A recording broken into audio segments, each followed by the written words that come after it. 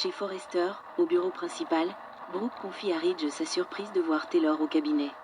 Ridge explique qu'elle est de retour pour reprendre son activité. Brooke pense que Steffi sera contente. Mais le moment était mal choisi. Ridge s'exclame que sa fille a dépassé les bornes. C'est grave. Brooke comprend sa colère.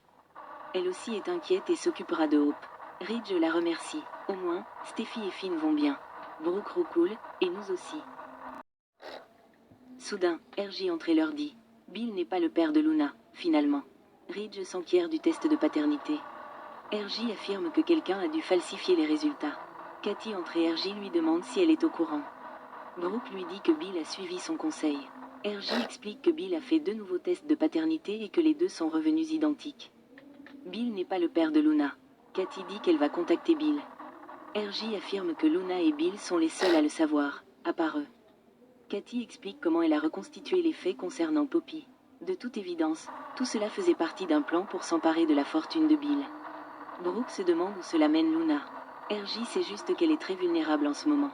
Brooke, Cathy, Ridge et RJ s'étonnent que Poppy ait été plus dangereuse qu'ils ne le pensaient. Cathy est simplement contente que le tueur soit derrière les barreaux. RJ trouve cela tellement étrange. Poppy ne lui a jamais donné l'impression qu'elle se souciait des biens matériels. Ils se sentent tous mal pour Luna, qu'elle a utilisée pour le manipuler. RJ regrette d'être tombée amoureuse de Bill. Ridge dit à RJ qu'il a toutes les raisons de s'inquiéter pour Luna. Il veut juste l'aider. Cathy affirme que rien de tout cela n'est de la faute de Luna, mais que les circonstances sont étranges. RJ dit que sa petite amie va rester chez Bill et passe beaucoup de temps chez lui. Chez Bill, Steffi reste bouche bée en voyant Luna embrasser son prétendu père. Steffi écoute avec horreur Bill dire à Luna qu'elle ne peut pas l'embrasser comme ça. Steffi écoute Luna dire qu'elle n'a jamais rencontré un homme comme lui et que personne n'a jamais été aussi gentil. En parlant, elle réalise que Steffi les écoute. Bill dit qu'il sait qu'elle traverse une période difficile en ce moment, et c'est pourquoi il lui a proposé de l'aider. Il promet d'être là pour elle, comme un père le serait. Elle dit qu'elle doit partir pour s'occuper de son travail, et il jure de la voir à son retour. Steffi, qui s'était cachée, se faufile dehors, mais elle laisse son téléphone derrière elle. Plus tard, Bill salue Lee, qui est arrivé après son appel. Lee est perplexe lorsque Bill lui apprend que Luna n'est pas sa fille. Ils ont fait 2 tests, tous 2 négatifs. Il veut qu'elle lui explique les résultats.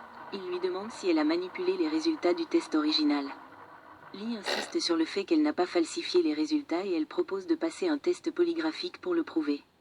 Il la croit, mais il dit que quelqu'un a dû truquer le test. Il demande si Poppy a pu truquer le test. Lee dit que sa sœur est une croqueuse de diamants, mais pas une meurtrière. Elle pense que quelqu'un a piégé Poppy. Bill se demande qui a piégé Poppy. Qui aurait-il à gagner ? Luna entre dans son ancien appartement et se maudit d'avoir été si négligente. Steffi m'a peut-être vu embrasser Bill. Juste à ce moment-là, Steffi apparaît et entre. Luna demande à Steffi « Qu'est-ce qu'elle fait ici ?» Steffi plisse les yeux et dit qu'elle sait ce qu'elle manigance. Steffi dit qu'elle a entendu parler de Poppy. Et Luna affirme qu'elle et Bill ont fait un test de paternité et qu'il n'est pas son père. Steffi passe aux choses sérieuses et dit avoir vu Luna embrasser Bill.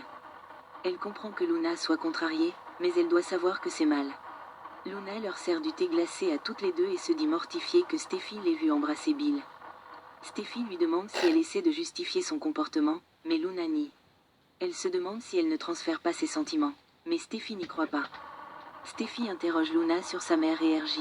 Elle ne comprend pas comment Luna a pu faire ça. « Qui es-tu, Luna ?» Luna sait que ça a dû être choquant pour Steffi de l'avoir embrassé Bill. Elle dit qu'elles ont toutes les 2 temps perdu, c'est pour ça qu'elle l'a embrassé.